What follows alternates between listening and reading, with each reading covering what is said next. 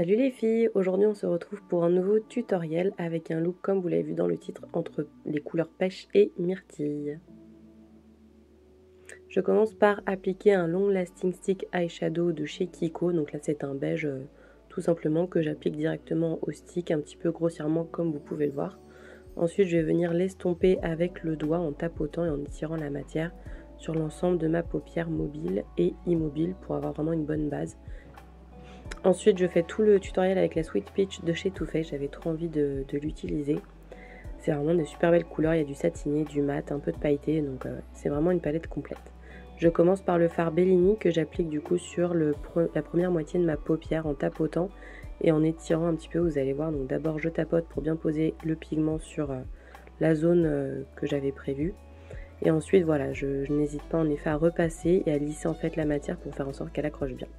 Je prends ensuite Delectable, qui est un violet que j'applique en coin externe en tapotant avec un pinceau plat, voilà, au niveau du coin externe de l'œil. Et j'hésite pas en effet à revenir avec le pinceau pour la fondre avec la couleur plus satinée au milieu. J'estompe un petit peu les bords, toujours avec le pinceau plat pour l'instant, en continuant de tapoter. Donc voilà, je tapote, je floute, je tapote, je floute. Tout simplement vers l'extérieur, au niveau des bords, et par contre vers l'intérieur pour mélanger les deux couleurs. Donc voilà, je la fais un petit peu dépasser, on va dire, de mon œil en faisant un petit coin en V. Et après, je prends le côté estompeur de mon pinceau et j'estompe les bords tout d'abord. Et ensuite, j'estompe aussi vers l'intérieur pour mélanger encore une fois les deux couleurs pour pas avoir de démarcation entre les deux couleurs parce que c'est pas ce qu'on veut du tout. On veut vraiment quelque chose de flouté et d'agréable à regarder tout simplement.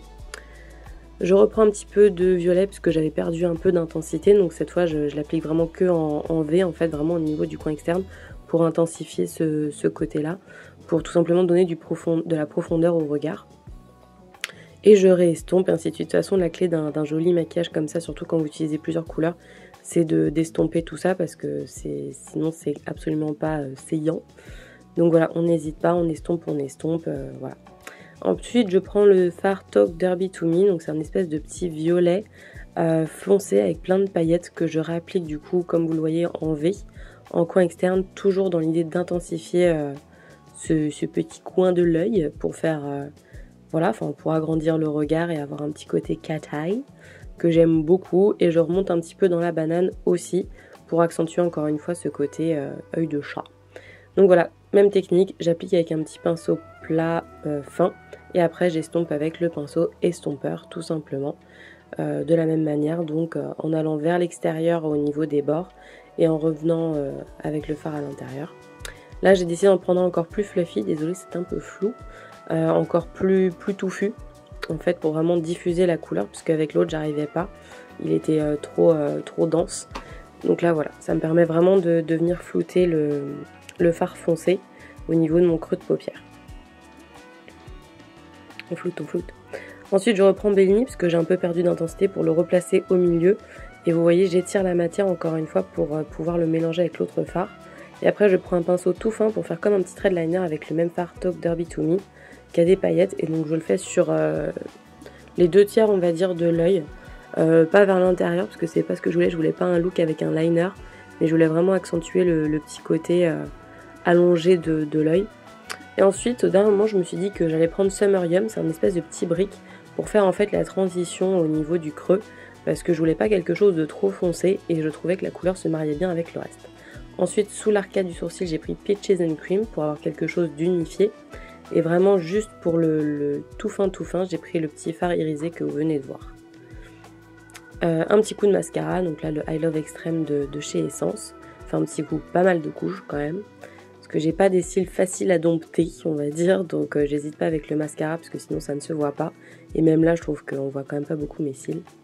Je décide de faire mes sourcils vite fait avec le petit produit de chez Benefit, le Precise Me Brow, je crois. De toute façon, tous les produits seront listés dans la barre d'infos, donc voilà, tout simplement je le remplis. Après avec le petit goupillon, je répartis la matière.